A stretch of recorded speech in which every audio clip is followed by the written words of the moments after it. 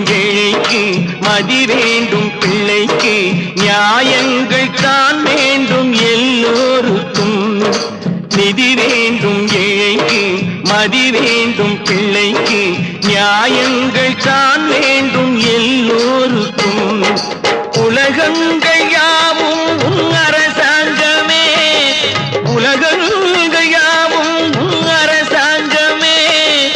ஒவ்வொன்றும் நீ செய்யும் அதிகாரமே உந்தன் அதிகாரமே.